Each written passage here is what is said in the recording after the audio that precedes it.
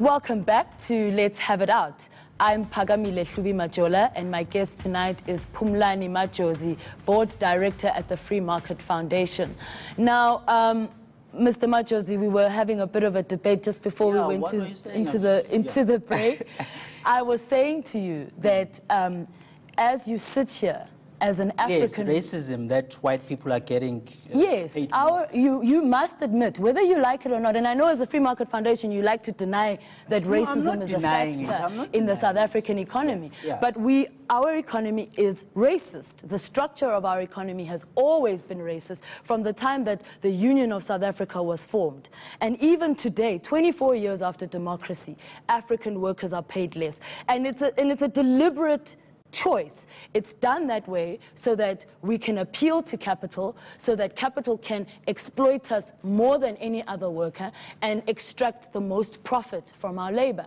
And my question to you was, how are you as an African worker sitting here and fighting against a progressive policy like the national minimum wage, a living wage, which is the one that we are fighting for as NUMSA, which will ensure that ordinary African workers actually earn what they deserve. What's the minimum wage you are fighting for as NUMSA? What do you want? What minimum wage do you want? Well, let's be clear. We reject this 20 rand per hour. Okay, what do you want? What wage? What we want is for the government to do genuine research on what would be an affordable and what will be the wage that you want as NUMSA? Well, what number do you want? Give me the number. What number do you want? Well, let's put it this way. For us, the miners of Marikana had identified 12,000 rands, which for them was a good starting point as a living wage. What we are arguing as NUMSA is that 12,000 rand in and of itself would not be sufficient, because we would need, and what we are saying is we want government to do genuine research into what companies can afford, so that we can actually come up with what is an affordable. I'm trying to ask you what is the number that you want, but we are saying no, but I'm giving you an explanation in the sense that we haven't, as a trade union, we haven't adopted a particular figure. What we have said is that we acknowledge the figure of 12,500 rand as a starting point. But for us, in and of itself, that would not be good enough. We would want to know what is it that CEOs are earning versus what ordinary workers are earning, and we can establish, and we would establish a fair wage on the basis of that. You cannot do that. Yes, you can. Okay, but here's what I want to say. Can. Here's what I'm trying to ask myself. Why can't you guys say it should be 20,000 rand a month? Repeat yours. Why can't you guys say, you are NUMSA, right? By the way, I like what you do. You are representing your members of your union. Why can't you say it should be 20,000 rand a month or 25,000 rand a month? Because we don't thumbsuck figures like the government. We would like genuine research to be done so that but you want a higher number, right? Yes, it must be much higher than 20 rand per hour. Okay. Can you tell me, would you be able to survive on 20 rand per hour, Phumlani? Would you be able to raise your children, raise your family with any level of decency on 20 rand per hour? Okay, but then what should be there? Who should set it? Why is it okay that other people must earn 20 rand per hour? No, I'm not saying it's okay. That's what you're saying. No, here's what I'm saying. If you're going to talk about what's low and what's high, clearly you're okay with black workers earning low wages. No, I'm not okay. I want everybody's wage to go up, right? The question is who should determine the wage, right? Is it really fair that there should be government who will determine and say that you as Pagamile, you cannot, take this, or you as let's just make a case where you are an employer. Government comes and you own a business as Pagamile, and he says that you cannot hire a specific person unless you pay him this amount of money, right? What if you don't have that money, right? What are you going to do? You are not going to employ that person. So that means that there will be many people who will be losing jobs. And even the Treasury, the government that we are talking about has acknowledged that there will be job losses, right?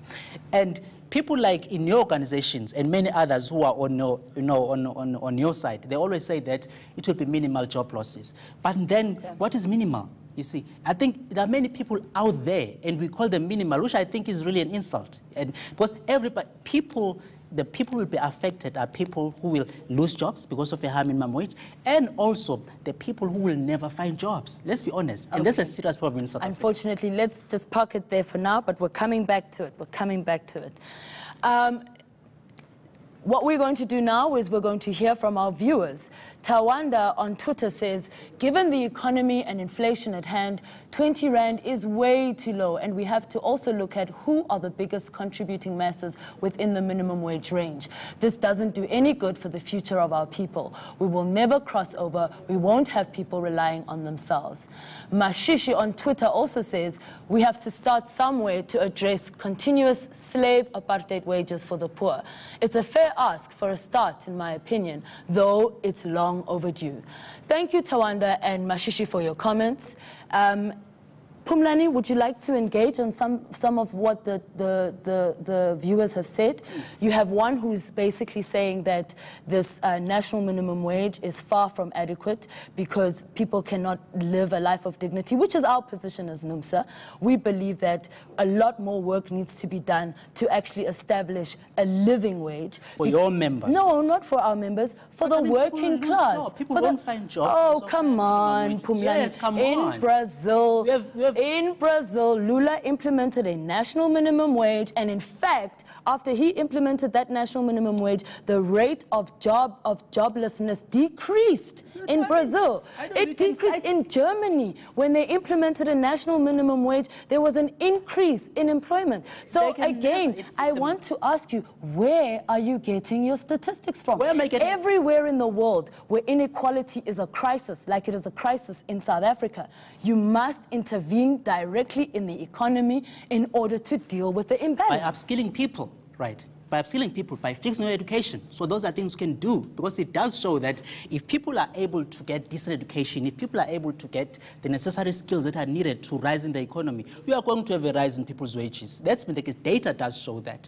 The taking risks as to how much exactly, how many jobs we want to kill through the national minimum wage, I think for me that is very damaging. And I don't think that we think of the impact that could have on the economy. I like you. I like what you represent, right? I like you representing your members of your union. By the end of the day, if you say government must put in a legislation, you are affecting the entire population. What will the millions of people out there who don't have jobs, what are they going to have, right? And even right now, you cannot give me the figure, Pamela, that you would love to see as the national minimum wage.